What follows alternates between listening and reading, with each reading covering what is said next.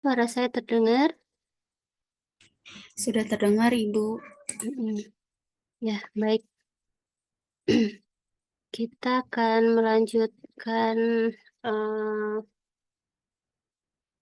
ini ya, apa namanya, pengayaan UKOM, tapi mungkin mohon maaf, sepertinya tidak bisa kita bahas semua ya, karena waktunya ini apa namanya, sebenarnya tidak memungkinkan gitu ya, karena tadi juga saya agak telat ya masuknya di sini karena saya harus mengurus surat izin praktek mahasiswa S1 praktek komunitas yang akan dimulai minggu depan seperti itu. Ya, jadi nggak apa-apa ya nanti kalau nggak terbahas semua, kalau misalnya ada yang nggak paham nanti saya bisa menerima pertanyaan lewat japri mungkin ya, seperti itu. Baik, langsung saja ya. Ini juga saya bisa sampai 10:30 ya maksimal ya. Sebenarnya setelah itu juga ada agenda lain. Mana ya? Saya mau share screen.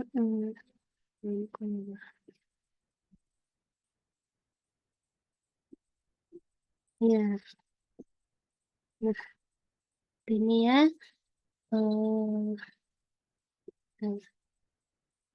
Baik. Ya, kita mulai dengan baca basmalah ya. Bismillahirrahmanirrahim. Nah, kita bahas dari eh, terkait prinsip screening ya. Yang kemarin saya sudah minta ya cari perbedaan antara reliabilitas, validitas, kapasitas, efektivitas, dan efisien. Nah, di sini seorang perawat melakukan screening di suatu pertambangan untuk mengetahui penyakit pneumonikoisis ya yang dialami oleh pekerja tambang. Perawat memastikan bahwa alat yang digunakan memiliki konsistensi keakuratan ya hasil pemeriksaan dalam menilai kondisi kesehatan pekerja. Di sini yang perlu digarisbawahi adalah terkait keakuratan ya, konsistensi keakuratan hasil pemeriksaan. Kalian kan waktu skripsi belajar ini ya, sudah belajar tentang reliabilitas ya, seperti itu. Nah, di sini berarti adalah reliabilitas ya, bukan efektif maupun bukan efisien, karena yang dilihat adalah terkait keakuratan seperti itu. Nah, kemudian di sini terkait diagnosa keperawatan ya, diagnosa keperawatan pada komunitas. Hasil pengkajian pada sebuah kelompok penderita TB paru didapatkan data 15% klien menyatakan tidak melanjutkan program pengobatan. 40% menyatakan merasa tidak nyaman dengan efek samping obat dan 20% keluarga tidak terlibat dalam pengawasan minum obat. Apa diagnosis keperawatan pada kasus tersebut? Ya, di sini berarti eh, 15% nggak ngelanjutin ya pengobatannya ya. Kemudian 40%-nya merasa nggak nyaman dengan efek samping obat ya. Jadi mau lanjut atau enggak. Kalau misalnya mau lanjut tapi efek sampingnya nggak enak gitu ya. Kemudian 20%-nya nggak ada pengawasan dari keluarga ya. Nggak ada support system, nggak ada dukungan dari keluarga dalam minum obat ya, seperti itu. Ya, kalau berkaitan di sini kan ada clue-nya terkait keluarga ya. Di sini pengawasan support system keluarga berarti tidak hanya pada si individu tersebut ya, tidak hanya pada sekelompok orang tersebut saja ya, tapi juga anggota keluarganya ikut terlibat gitu ya. Kalau hanya pada si individu ya, dalam artian di sini pada sekelompok tersebut tanpa ada apa namanya campur tangan orang luar itu bisa ke ketidakefektifan pemeliharaan kesehatan seperti itu. Tapi kalau ada eh, orang lain yang ikut terlibat dalam hal ini keluarga itu bisa Ada clue-nya itu adalah manajemen kesehatan. Jadi di sini bisa antara kesiapan meningkatkan manajemen kesehatan atau ketidakefektifan manajemen kesehatan. Nah, mana yang dipilih seperti itu? Apakah kesiapan atau ketidakefektifan? Kalau kesiapan di sini tidak ada yang menyatakan bahwa keluarga tersebut tidak siap dalam melakukan pengawasan seperti itu. Di sini hanya tercantumkan bahwa keluarga tidak terlibat gitu ya. Kalau tidak terlibat di sini langsung saja tidak efektif ya, manajemen kesehatan dalam keluarga, dalam komunitas tersebut tidak efektif gitu ya. Kalau perilaku cenderung beresiko enggak ya, karena di sini sudah resiko kemana gitu ya, nggak ada yang beresikonya. Baik, lanjut. Nah, ini tindakan ya, intervensi, tindakan yang tepat yang dilakukan perawat untuk menangani masalah di atas. Seorang perawat puskesmas melakukan pendataan pada suatu RW. Hasil pengkajiannya, terdapat 12 orang masyarakat RW tersebut diabetes ya. Pada penderita diabetes tersebut memiliki kesulitan dalam mengatur porsi makan harian dan melakukan aktivitas fisik. Nah, apa tindakan yang tepat? Ya, tindakan tepat. Di sini kan eh, yang menderita diabetes 12 orang ya. Nah, dari orang-orang tersebut sulit mengatur pola makan dan melakukan aktivitas fisik. Ya, nah, apakah membentuk kelompok dukungan? Nah, ini sepertinya enggak ya, karena di sini enggak ada yang menyatakan terkait apakah lingkungannya eh, mendukung atau tidak. Jadi enggak ada clue yang menyatakan berkaitan dengan lingkungan. Nah, apalagi yang B mengajarkan proses penyakit, enggak lah ya seperti itu. Melakukan pengajaran kelompok yang berkait, nah ini bisa aja ya, bisa juga. Kemudian sebentar, melakukan diskusi kelompok kecil enggak, manajemen diri, penyakit akut, manajemen diri di sini kan berkaitan dengan lingkungan juga enggak ya tadi ya, program dukungan atau manajemen diri enggak seperti itu. Nah, jadi bisa antara C atau D gitu ya, melakukan pengajaran kelompok atau melakukan diskusi kelompok kecil gitu ya. Jadi di sini sulit dalam mengatur porsi makan seperti itu, sulit mengatur porsi makan dan melakukan aktivitas fisik rutin. Jadi lebih ke arah melakukan pengajaran kelompok seperti itu. Itu ya. Kemudian nomor 4, upaya promotif. Ya, promotif. Jadi tolong dibaca lagi ya bedanya antara promotif, kuratif, rehabilitatif, seperti itu ya. Di sini seorang perawat puskesmas melakukan pembinaan kelompok pralansia ya dan lansia di wilayahnya. Berdasarkan hasil pengkajian didapatkan 40% lansia mengalami depresi ringan. 54% tinggal sendiri dan tidak punya penghasilan tetap. Ya. Apa upaya promotif yang dilakukan? Ya, upaya promotif yang dilakukan bersama tim kesehatan lain melakukan upaya pengobatan. Nah, ini bukan promotif ya kalau melakukan pengobatan. Kemudian melakukan pemeriksaan secara berkala yang beresiko. Nah, ini juga enggak. Memulihkan fungsi organ juga enggak, pencegahan kemungkinan terjadinya komplikasi juga enggak. Jadi di soal promotif di sini udah terlihat jelas ya bahwa jawabannya itu menggairahkan semangat hidup para lansia seperti itu yang promotif. Karena kalau yang lainnya bukan mengarah ke promotif seperti itu. Nah, kemudian kriteria hasil ya.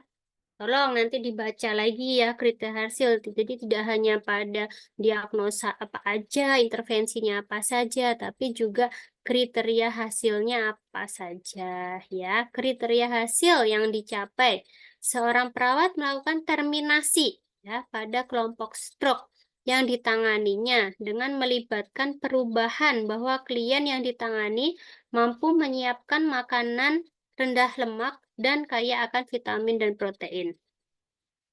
Klien mampu menghitung jumlah makanan yang dikonsumsi dan diseimbangkan dengan aktivitas yang dilakukan sehari-hari. Nah, ini kan apa namanya berkaitan dengan apa yang dilakukan oleh perawat di sini, ya, berkaitan dengan kebutuhan diet, ya, kebutuhan diet yang dilakukan untuk pasien stroke, untuk klien yang stroke seperti itu. Nah, di sini kliennya sudah mampu nih menyiapkan makanan, ya, kliennya juga mampu menghitung jumlah makanan yang dikonsumsi. Nah, berarti di sini berkaitan dengan kepatuhan, ya. Dia kliennya sudah bisa nih menyiapkan sendiri, sudah bisa menghitung makanan yang perlu dikonsumsi. Berarti berkaitan dengan perilaku kepatuhan diet sehat, ya. Saya lompat-lompat ya, saya kira ini. Kalau mau di screenshot boleh buat belajar, ya. Kalau yang nggak dibahas di screenshot ini kan berkaitan dengan eh, intervensi ya, intervensi komunitas di sini. eh, Untuk intervensi, seorang perawat bekerja di Dinas Kesehatan melakukan pengumpulan data jumlah penderita kolera di berbagai puskesmas. Ya, ini pengumpulan data ya, pengumpulan data udah otomatis di sini ada surveillance ya. Ini pengumpulan data. Jadi kalian harus sudah tahu apa sih arti dari surveillance. Nggak mungkin ya di sini mengumpulkan data kok, pendidikan kesehatan, investigasi juga bukan, monitoring atau perencanaan juga bukan. Nih, harus diingat lagi ya, kemarin kita sudah belajar tuh di nurse ya. Udah berkali-kali tuh yang saya sampaikan, data primer, data sekunder gitu kan ya.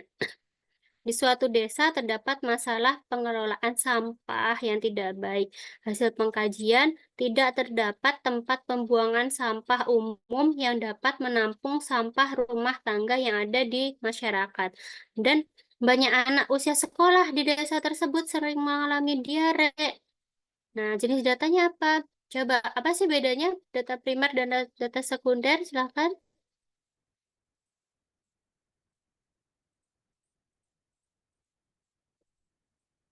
Apa, Fatur? Bedanya data primer dan data sekunder?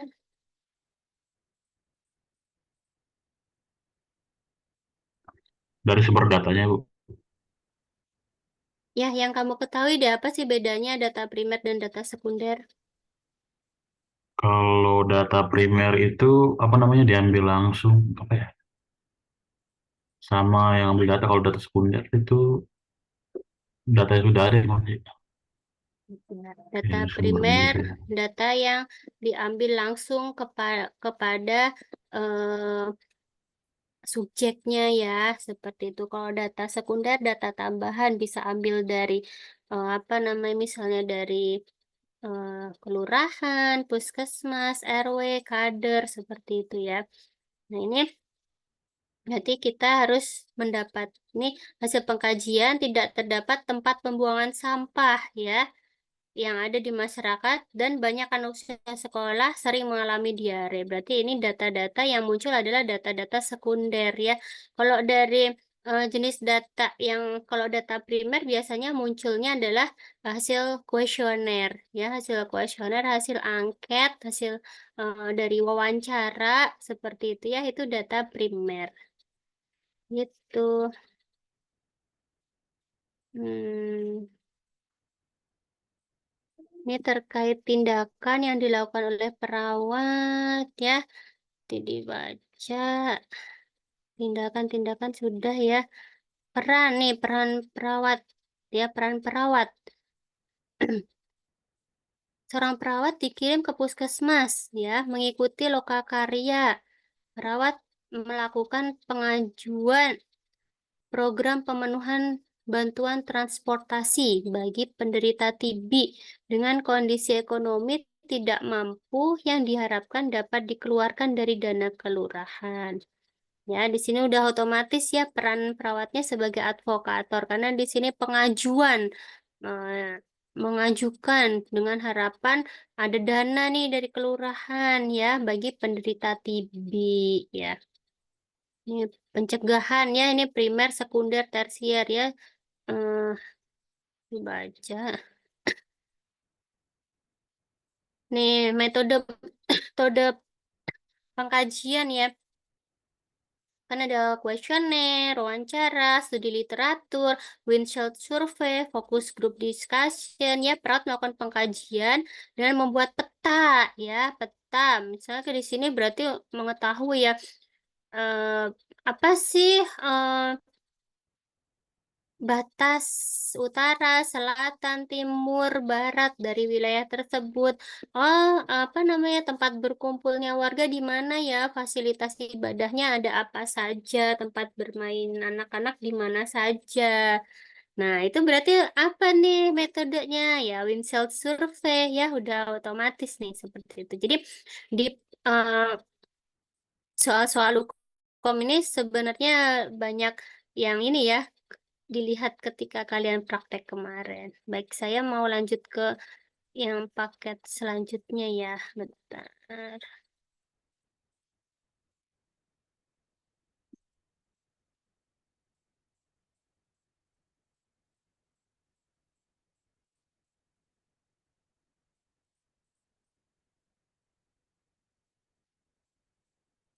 Bentar ya.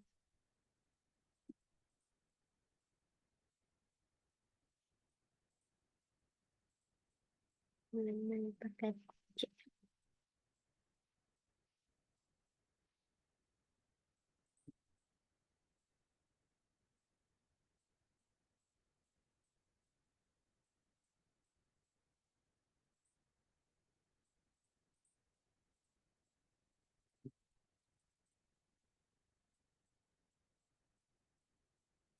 Kalian dapat soal nggak ini? Maksudnya bisa lihat soal-soal yang udah dikerjakan.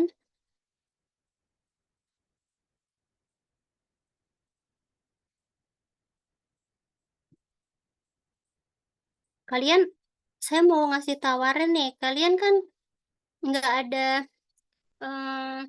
pengayaan keluarga ya. Mau bahas tetap komunitas gerontik atau mau komunitas gerontik yang paket C atau mau coba keluarga?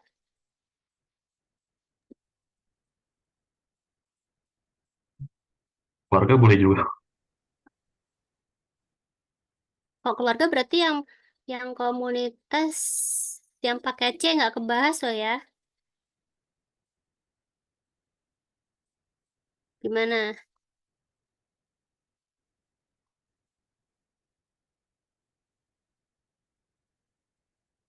Ya, saya buka sebentar ya. Nanti lihat waktunya ya.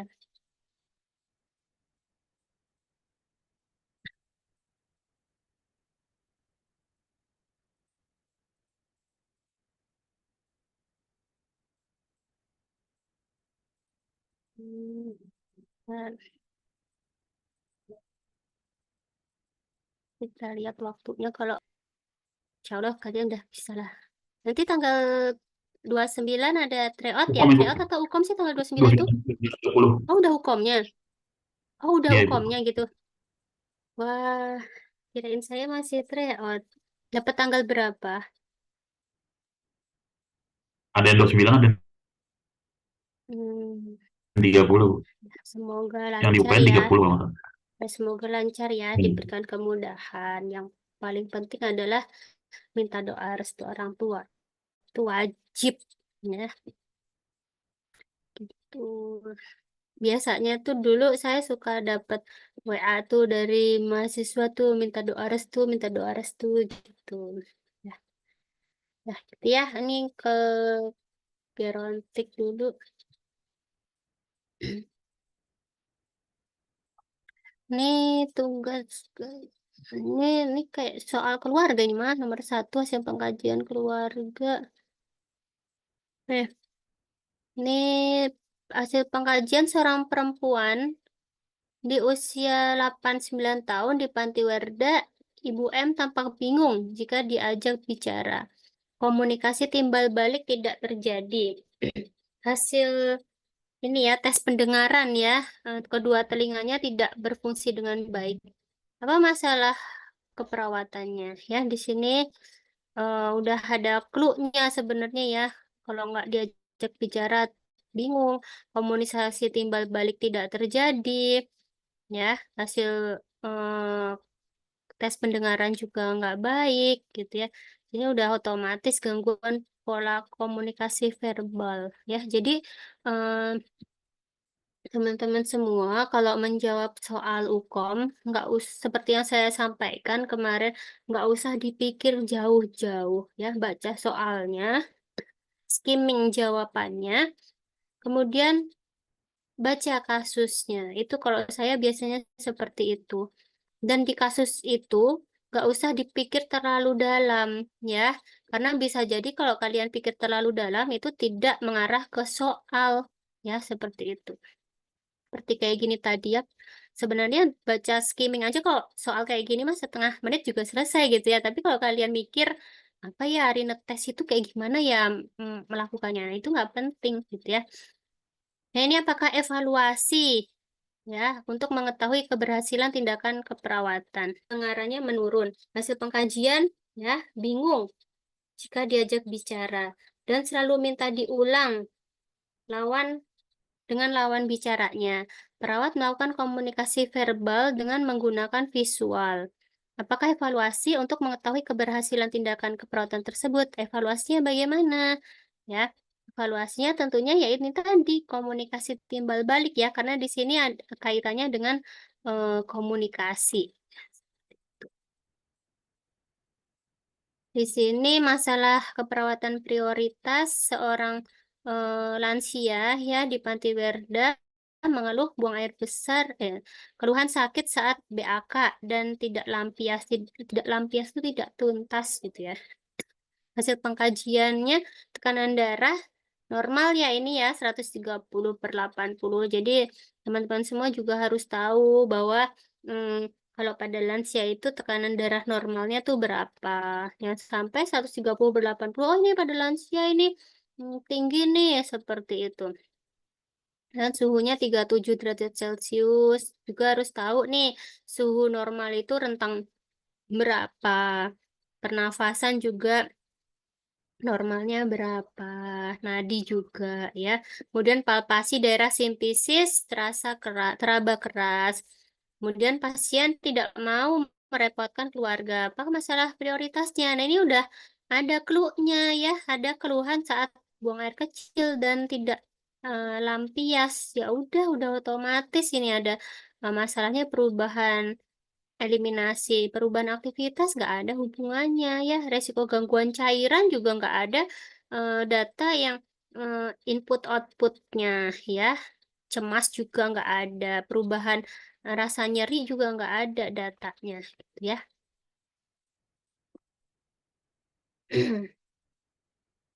Kemudian di sini tindakan keperawatan utama ya pada kasus di atas. Serang lansia ya tinggal di Panti Werda. Hasil pengkajian didapatkan data pasien terlihat mengusap-usap lutut sebelah kanan. Kaki terasa kaku dan nyeri bila digerakkan, bengkak pada daerah lutut, sholat dengan posisi duduk dan kaki diluruskan, ekspresi wajah meringis. Ya, eh, di sini apa namanya kakinya, lututnya sakit ya, kaku, nyeri digerakkan, ya nyeri kalau digerakkan, bengkak pada daerah lutut seperti itu. Nah, nggak mungkin ya kita ratih rom ya, karena di sini kakinya sakit, nyeri, bengkak seperti itu. Nah, nanti here and now, here and now-nya apa ini nih? kita langsung kompres ya, kompres air hangat. Masa iya ngajarin tata cara sholat nih kalau yang jawab ini ya udah pusing baca soal gitu ya. Teknik relaksasi juga enggak kok. Teknik relaksasi itu kalau ada clue terkait nyeri ya. Kalau nggak ada clue terkait nyeri, ya jangan dipilih teknik relaksasi.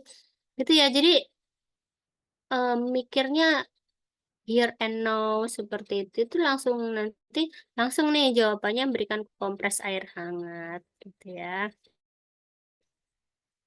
Nih, kriteria evaluasi. Nah, lansia di Panti Werda, hasil pengkajiannya pusing, nyeri tengkuk, ekspresi wajah merah, suhu 37, napas 20 kali per menit.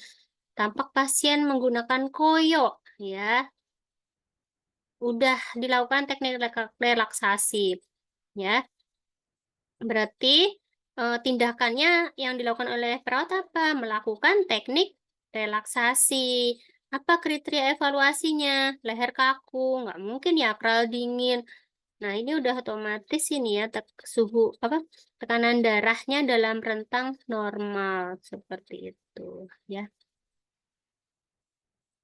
Ya meskipun di soal nggak disebutkan tekanan darah apa namanya lansianya berapa, tapi ini udah otomatis karena kan berarti tengkuknya kan sakit ya, nyeri tengkuk ini berarti tekanan darahnya sedang tinggi ya. Pada lansia dilakukan teknik relaksasi. Nah, tindakan perawat yang tepat ya. Seorang lansia di Panti Werda marah dengan teman sekamarnya. Nggak usah dibayangin ya kalau kalian kan praktek di gerontik ya di Panti Werda. Bayangin, oh kalau lansia itu sama ini marah kayak gini-gini, nggak usah dibayangin, habis waktunya ke teman sekamarnya. Karena tidak menjaga kebersihan kamar, klien mengeluh pusing, dada berdebar, tekanan darah 180/100, suhu 37 derajat, pernapasan 20 kali per menit, nadi 80 kali per menit. Masalah keperawatannya, resiko gangguan perfusi jaringan cerebral. Ya, apa tindakan yang tepat untuk mengatasi masalah di atas ya? Marah-marah ya. Nih, masalahnya adalah resiko gangguan perfusi cerebral. Itu udah otomatis teknik relaksasi ya, seperti itu. Karena di sini eh, apa marah, kemudian resiko gangguan perfusi jaringan cerebral. Mana tindakan perawat yang paling utama? Seorang lansia ya, hasil pengkajian, data ekspresi murung dan sedih, duduk menyendiri. Klien merasa kehilangan setelah suaminya meninggal 1 minggu yang lalu dan tidak nafsu makan. Tekanan darah 180, suhu 37, napas 20, nadi 80, BB 42, TB 150. Kalau nggak ada pertanyaan mengarah ke IMT, nggak usah kalian hitung IMT-nya. Nanti habis waktunya. Mana tindakan perawat? Tapi kok misalnya hukum biasanya boleh pakai kalkulator yang ada di komputernya.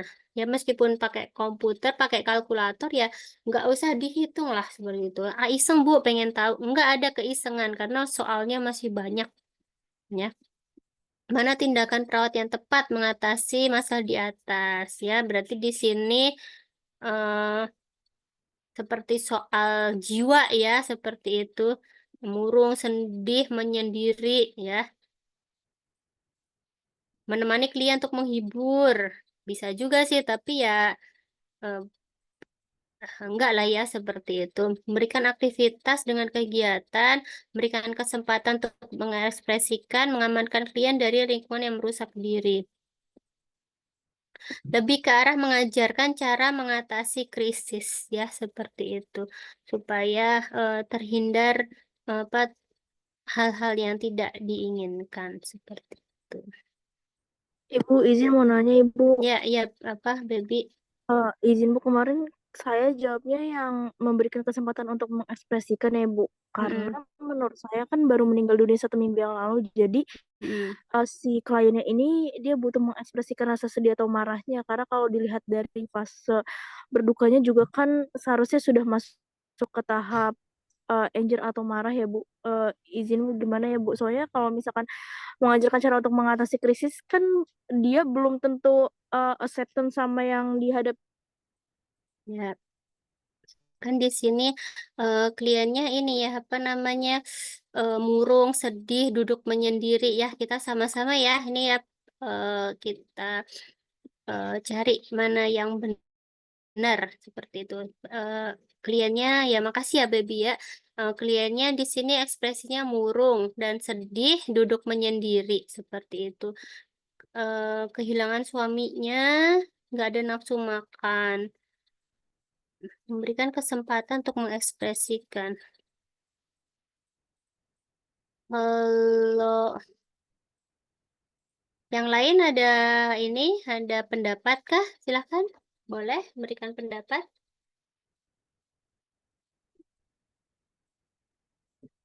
Fatur, masih pendapat, silakan.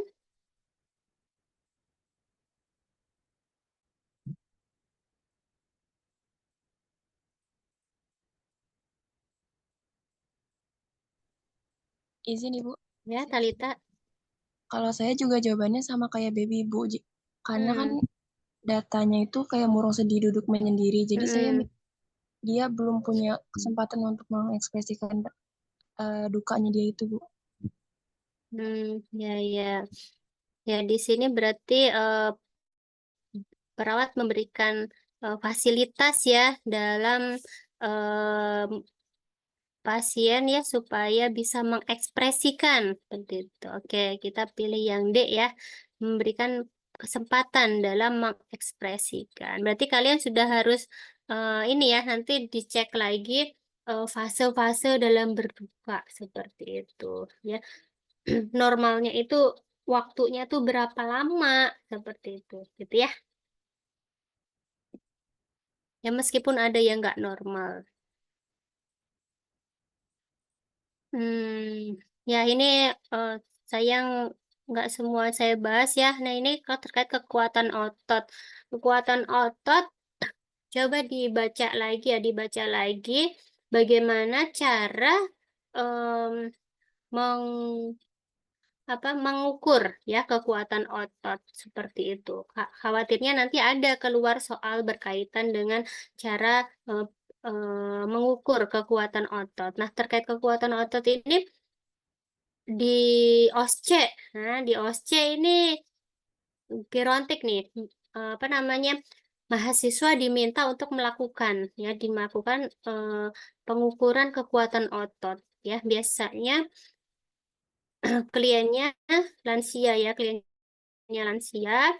Nanti ada kasus ya, diminta untuk melakukan suatu intervensi, melakukan pengkajian dan melakukan suatu intervensi. Berarti pengkajiannya apa? Kalau misalnya berkaitan dengan apa namanya kelemahan ya, kelemahan pada otot-ototnya. Berarti kita harus melakukan pengkajian dulu kekuatan ototnya sebelum kita mengajarkan room seperti itu ya. Jadi tolong nanti dibaca ulang ya kekuatan otot itu 5 itu yang bagaimana, 4 itu bagaimana, 3 bagaimana, 1 itu bagaimana. Seperti itu ya kekuatan otot. Oke, Ibu maaf izin. ya, ya Nis.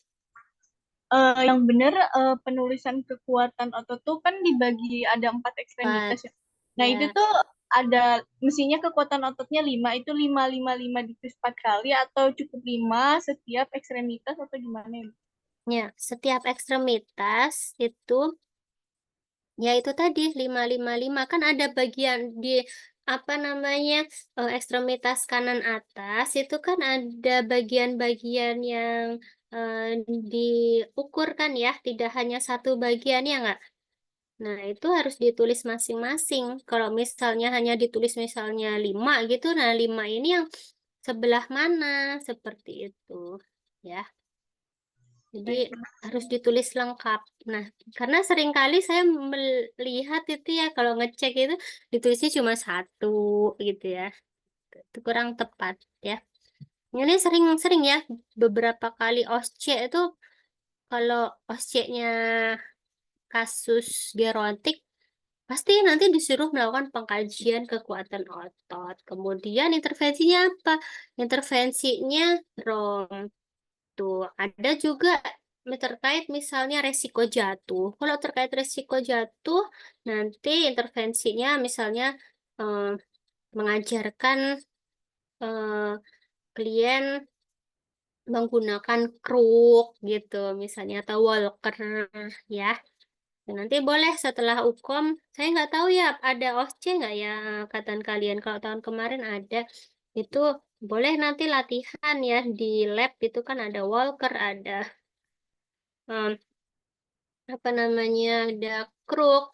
Nah, jangan disepelekan. Ah, gampang itu, Bu. Nah, memang gampang. Tapi kalau sudah ujian nanti di dalam ruangan, apalagi ruangannya itu kalau OSCE di FK tempatnya sana tempatnya kecil, AC-nya tuh ada 2, di dalam tuh cuma ada penguji, klien, mahasiswa 3 orang dengan 2 AC, dingin banget. Udah tremor duluan. Dia apa namanya kayak walker itu dicetek atas, cetek si bawah gitu. Diatasin keturunin seperti itu. Begitu juga kruk gitu ya. Dia harus benar-benar latihan nanti. Ini kriteria hasil ya. Nah, kayak gini ya. Nilai kekuatan otot harus ditulis lengkap. Ini sebenarnya kalau ditulis di jawaban itu atas bawah gitu ya. Jadi kelihatan ekstremitas atas, ekstremitas bawah ya. Kalau udah kekuatan otot ya otomatis ya melakukan kekuatan otot, melatih kekuatan otot. Itu merasa sedih kalau di soal gerontik banyak ya yang berkaitan dengan lebih mengarah ke jiwa. Kekuatan otot. Sampai sini ada yang mau ditanyakan kah? Nih kalian punya soal-soalnya nggak? Tidak, Ibu. Nggak punya. Nggak, udah pernah minta ke Prodi belum? Dikasih nggak? Kita belum pernah ngomong minta sih, Bu. Oh, ya, coba aja minta kali aja dikasih kan bisa belajar lagi tuh. Ya, sini kan kan nggak salah kan ya kalau misalnya nanya ya Bu, bolehkah kami minta soal-soal tryout kemarin buat kami belajar? Oh iya boleh. Oh iya nggak boleh. Ya udah gitu. Apa tindakan utama yang dilakukan perawat di sini seorang laki-laki lansia ya tinggal bersama istri, tidak punya anak. Hasil pengkajian, makan habis 1/6 porsi, tidak nafsu makan, mulut pahit, mual dan muntah. Riwayat minuman keras, minum kopi sejak 3 tahun yang lalu. Hasil pemeriksaan, perut kembung, nyeri, BB 50, TB 160. Tindakan utamanya, mau nimbang berat badan. Nggak usah ya, buat apa nimbang berat badan? Mengukur intake output. Juga kayaknya enggak ya. Berikan minuman hangat. Minuman hangat.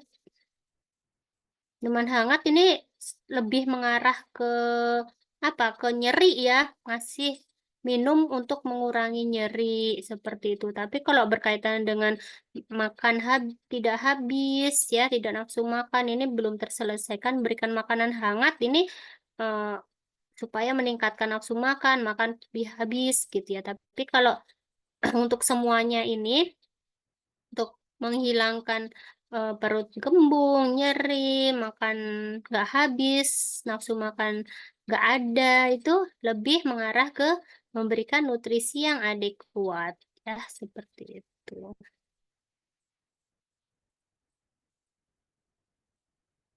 Tindakan keperawatan mandiri, ya, memonitor irama dan denyut jantung.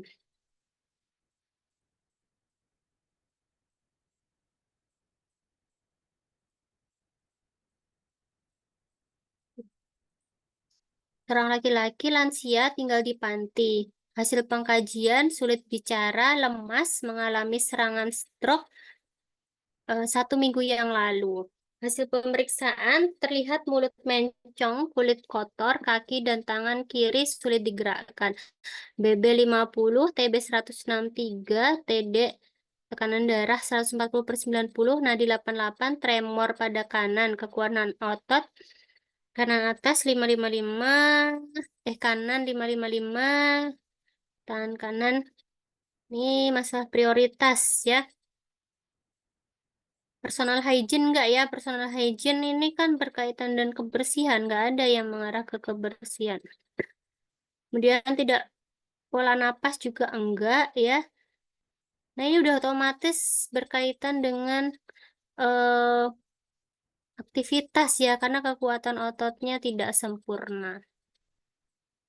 Jadi kalau di data itu ada terkait kekuatan otot, ya itu udah cari jawaban yang berkaitan dengan kekuatan otot ya.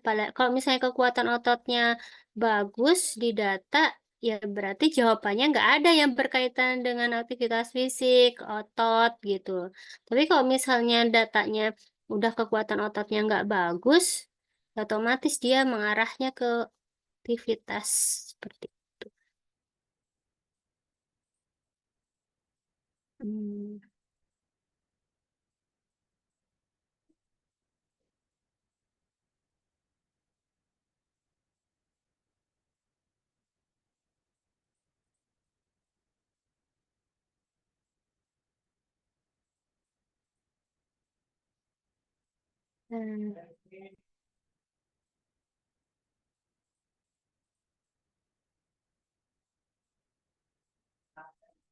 Hmm. Tas. Oh, kok nggak bisa dibuka?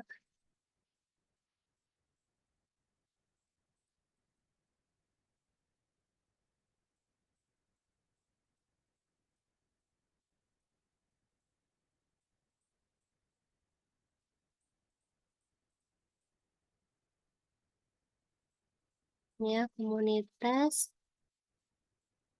Strategi intervensi pada kebudayaan, Penkes, kemitraan, advokasi. Di sini perawat kayaknya udah ada belum ya? Tadi udah ada ya soal kayak gini ya, kalau nggak salah mirip. Seorang perawat melakukan observasi wilayah dan ditemukan wilayah tidak memiliki tempat untuk posyandu. 75% kader tidak aktif. Belum adanya dukungan dari tokoh masyarakat maupun aparat wilayah setempat. Apa strategi intervensi keperawatan komunitas untuk kasus tersebut ya? Berarti eh, di sini perawat mengadvokat ya supaya adanya dukungan dari tokoh masyarakat ya, supaya ada posyandu ya, supaya kadernya aktif. Nah, ini etik, prinsip etik ya, tolong dibaca lagi ya prinsip-prinsip etik. Ini masalah keperawatan seorang perawat ya. Ini di sini ada 520 kakak, terdapat kandang unggas di dalam rumah, jendela tidak dibuka, pencahayaan remang-remang, tidak memiliki pembuangan limbah, pembuangan sampah terbuka, sumber air bersih sekian, penampungan air terbuka sekian. Masalahnya udah otomatis ya, ini lebih ke arah beresiko ya, beresiko apalagi dengan jumlah kakaknya 520. Oke, bentar ya, sebentar.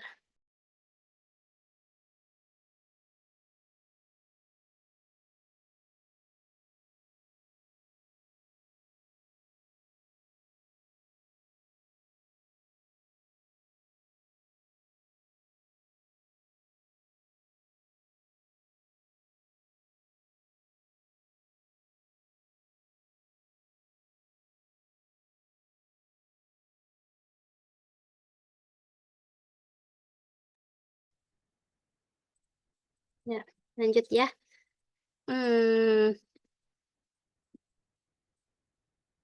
Ini terkait data utama ya.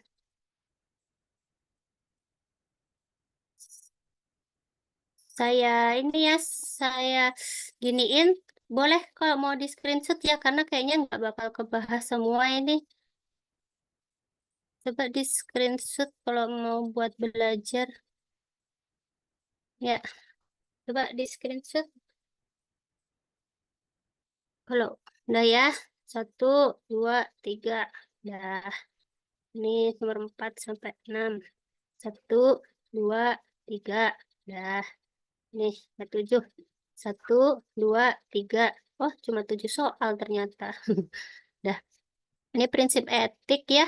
Prinsip etik nanti coba dibaca lagi ya, apa namanya, perawat melakukan penyuluhan ya, untuk meningkatkan perubahan kehidupan, perubahan hidup sehat seperti mencuci tangan dengan sabun pada air yang mengalir. Sedangkan keberadaan masyarakat tersebut tinggal di tempat yang keterbatasan air bersih ya. Nanti dibaca lagi ya, etik-etik. Nah, saya rasa ini etik-etik pasti akan keluar di semua peminatan ya, tidak hanya pada komunitas. Semua pasti ada. Nah, ini tadi udah saya bahas ya nomor 3 ya. Ini data yang perlu dikaji.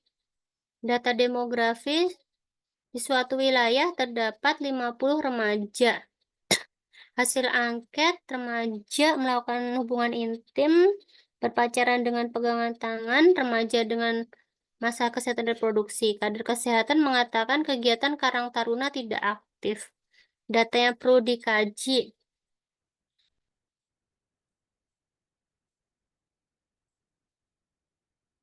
Ada masukan nggak? Silahkan, ada yang mau berpendapat terkait jawaban di nomor 4.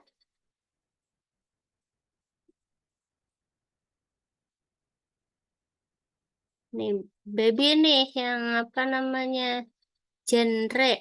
Nah, ayo baby, apa jawabannya baby? Kok dari baby? Izin Bu, kemarin saya jawab, saya agak bingung sih Bu antara C sama E. Tapi saya jawabnya kalau nggak salah kayaknya E deh Bu. Karena kan itu paling dasar tingkat pendidikan kalau kita ngekaji di komunitas. Nggak tahu sih Bu saya, tapi E. Hmm. Ada lagi yang berpendapat selain baby?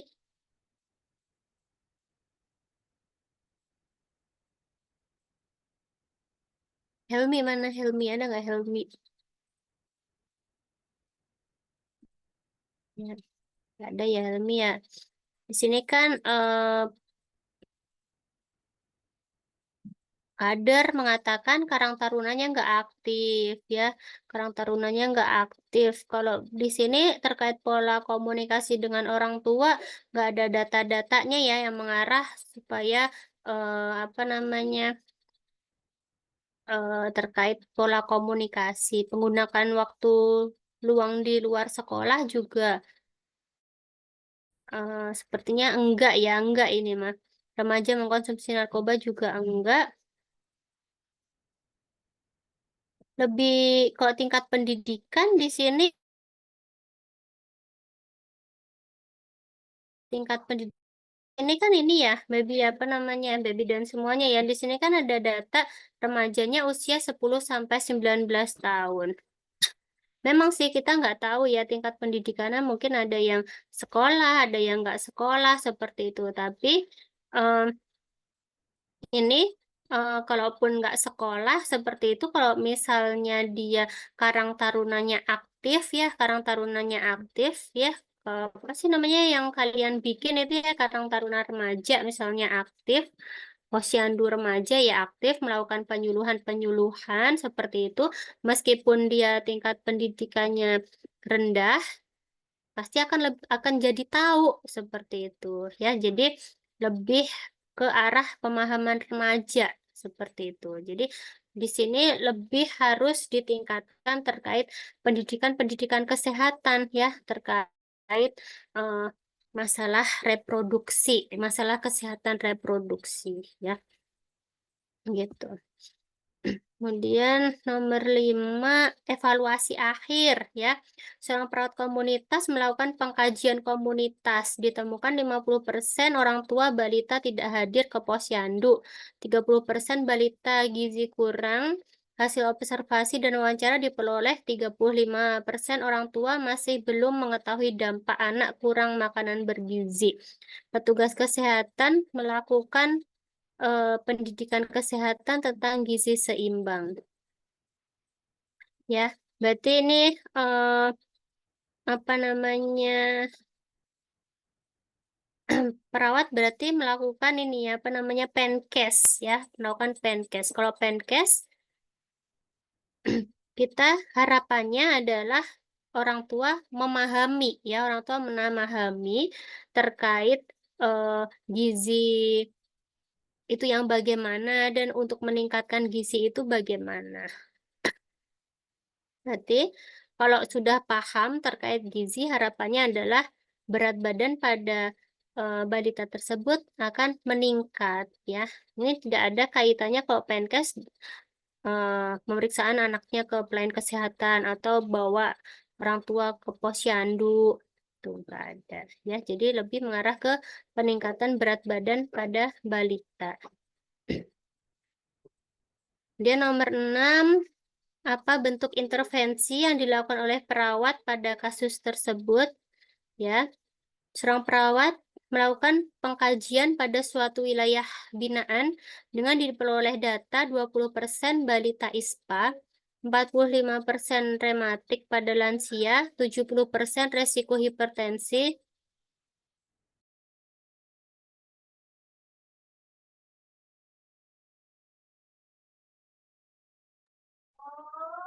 ya. Ya, di sini bentuk intervensinya adalah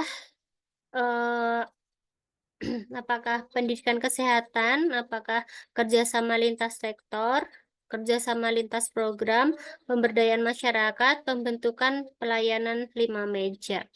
Ya, di sini 20% balita ISPA, 45% rematik pada lansia, 70% resiko hipertensi.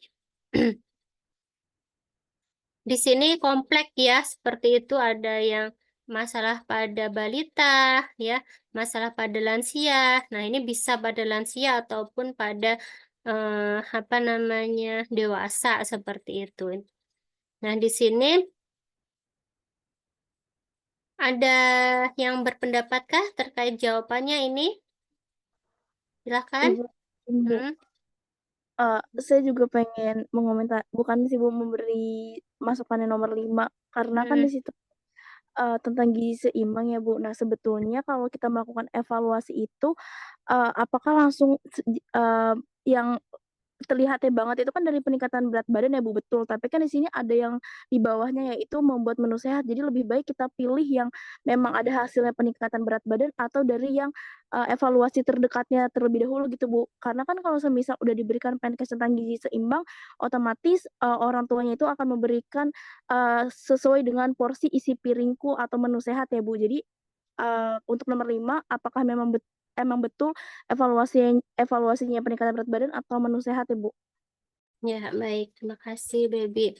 Ya, di sini eh lansia, apa namanya, perawat ya melakukan pendidikan kesehatan berkaitan dengan gizi seimbang.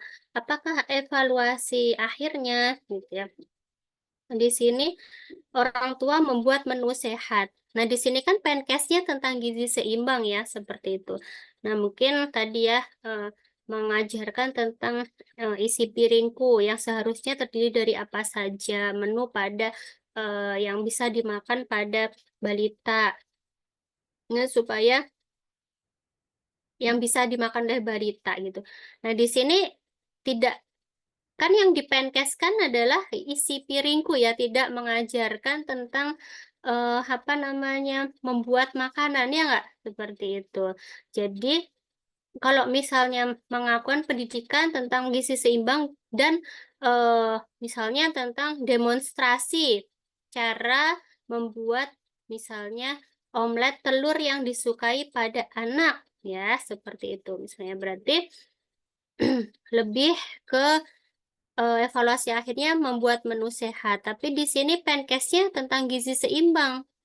Ya, kita tidak melihat apakah nanti menu gizi seimbangnya ini dibuat oleh orang tua atau enggak seperti itu. Mungkin orang tuanya mau beli gitu kan. Sekarang kan juga ada catering-catering tentang apa namanya MPASI seperti itu ya, buat makan balita juga ada ya, tapi harus tahu menu-menunya.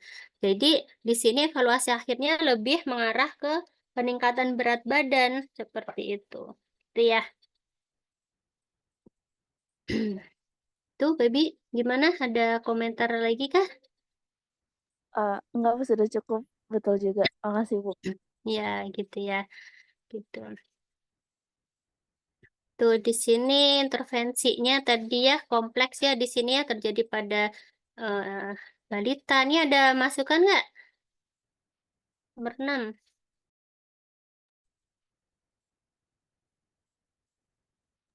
Kalau saya jawab pembentukan pelayanan 5 meja, Bu, karena keywordnya itu pelayanan terpadu lansia dan balitanya tidak efektif. Ya. Ada lagi?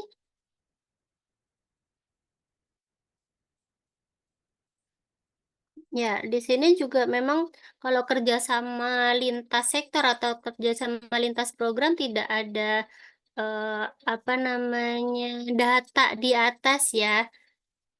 Pencast juga sepertinya enggak seperti itu, gitu ya. Nah, kalau pemberdayaan masyarakat juga lebih juga tidak ya. Jadi betul ya tadi yang sampaikan oleh Baby ya, lebih mengarah ke pelayanan 5 meja seperti itu. Nah, pelayanan terpadu ya, posyandu, posbindunya bagaimana? Pak? Khawatirnya tidak efektif ya. Jadi lebih diefektifkan. Kalau pemberdayaan masyarakat di sini kan memang clue-nya nggak ada gitu ya. Seperti itu. Nomor terakhir, tindakan yang pertama kali dilakukan untuk kasus tersebut, kunjungan perawat komunitas ke salah satu SD sebuah wilayah mendapatkan data 45% siswa karies gigi. 80% anak menyukai makanan manis. Di lingkungan sekolah terdapat beberapa penjual makanan manis. Apakah tindakan yang tepat dilakukan? Mengkaji pola kebersihan dan mulut, mengajarkan cara membersihkan gigi dan mulut, membuat jadwal perawatan gigi, melakukan kegiatan gosok gigi bersama, melakukan tindakan perawatan gigi. Di sini tindakan yang pertama kali ya, yang pertama kali. Di sini kan data-datanya ada karies gigi, suka makan manis ya. Pertama kali udah otomatis mengkaji gimana sih pola kebersihannya ya. Jangan-jangan apa sikat giginya nggak bener caranya. Oh, jangan-jangan sikat giginya itu seminggu sekali. Oh, jangan-jangan eh, pasta giginya nggak pakai pasta gigi, hanya pakai sikat gigi. Oh, jangan-jangan gitu gitu ya. Jadi lebih tepat yang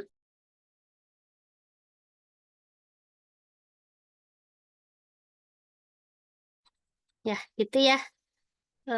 Alhamdulillah udah selesai ya. Mungkin kalau yang keluarga mungkin nggak saya bahas ya. Saya kalau yang keluarga saya hanya mengingatkan terkait tolong dibaca lagi definisi dari keluarga ya. Definisi dari keluarga itu apa? Kemudian tolong dibaca lagi tahap perkembangan keluarga ya. Tahap perkembangan keluarga itu ada beberapa, dibaca dan dipahami dan buat contohnya. Tahap perkembangan keluarga itu apa saja, cari contoh-contohnya, kemudian tugas dari tahap perkembangan keluarga masing-masing itu apa saja, tugas-tugas per tahap perkembangan keluarga ya. Kalau di soal pasti nggak ditanyakan apa tugas tahap perkembangan gitu ya, pasti lebih mengarah ke kasus. Jadi kalian harus otomatis memahami terkait tugas tahap perkembangan keluarga. Kemudian eh, jenis-jenis jenis-jenis tipe-tipe keluarga ya seperti keluarga inti, keluarga besar ya itu eh, apa namanya, cari contohnya ya, cari contohnya tipe-tipe keluarga. Kemudian pengkajian keluarga ya, pengkajian keluarga mulai dari data umum sampai dengan harapan keluarga terhadap kehadiran perawat ya. Pada poin-poin misalnya data umum itu apa saja sih poinnya, terus komunikasi itu poinnya apa, tolong dibaca lagi ya, seperti itu. Misalnya komunikasi apa namanya pada keluarga itu yang bagaimana, kemudian struktur pada keluarga ya, dibaca lagi. Kemudian, nah ini juga fungsi keluarga itu apa saja sih, seperti itu ya, fungsi-fungsi keluarga. Kemudian juga tugas kesehatan keluarga ya, tugas kesehatan keluarga. Udah 5 ya tugas kesehatan keluarga, seperti itu. Itu biasanya yang harus dipahami pada keluarga. Baik, mungkin kalian sudah pengen cepet-cepet untuk UKOM ya, cepet-cepet pengen lulus gitu. Amin ya. Semoga nanti untuk UKOM-nya berjalan dengan lancar ya, diberikan kesehatan semua ya. Yang pasti harus sehat ya, karena apa? Karena kalian sudah belajar, udah capek-capek belajar, tapi pada hari H ternyata sakit, nggak bisa mikir ya percuma. Jadi mulai dari hari ini tolong dijaga kesehatannya ya. Minum-minuman jajan-jajan yang di luar ditahan dulu ya, seperti itu. Dan kalau misalnya dapat sesi pagi itu kan pagi-pagi banget tuh harus berangkat ya. Tolong kalian harus tahu nih bareng temennya ini yang bareng siapa ya. Jadi mungkin ada alarm ini ya, apa saling mengingatkan berjamaah gitu kali ya. Apa namanya? Jam 4 ayo diteleponin semuanya biar bangun semua. Karena saya pernah pengalaman ngawas itu belum datang udah hampir jam 7 seperti itu. Kitanya bingung mana nggak ada kontak dosennya gitu. Kita nyari-nyari kontak dosennya seperti itu. Gitu ya.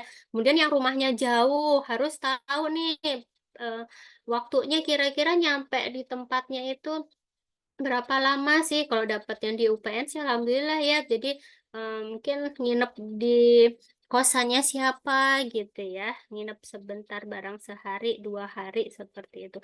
Dan semoga tidak ada perubahan kalau eh, apa ya namanya ya, yang sebelum sebelum UKOM itu loh, apa namanya, yang lewat Zoom itu wajib hadir dan harus screenshot foto ya.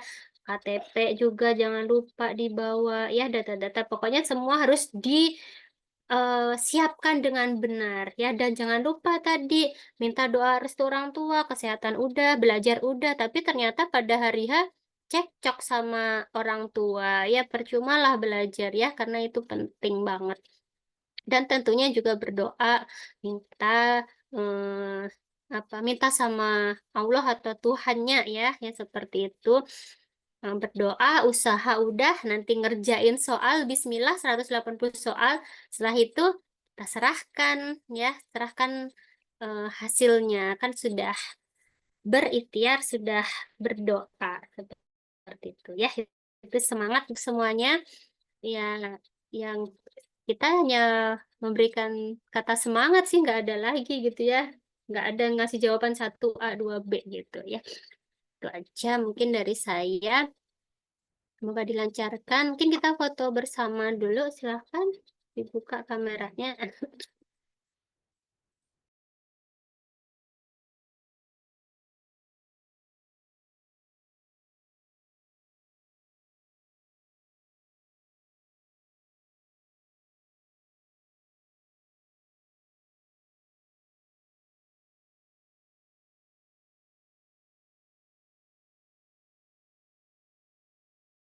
Yang boleh dibantu screenshot ya, Salsa ya. Ibu sebentar, masih ada yang belum on cam. Teman-teman yang belum on cam, tolong on cam.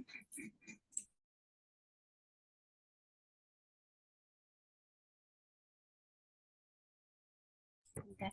Oke, dimulai ya. Dari slide 1, 1, 2, 3.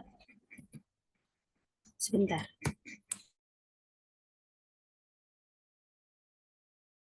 Slide kedua. 1, 2, 3.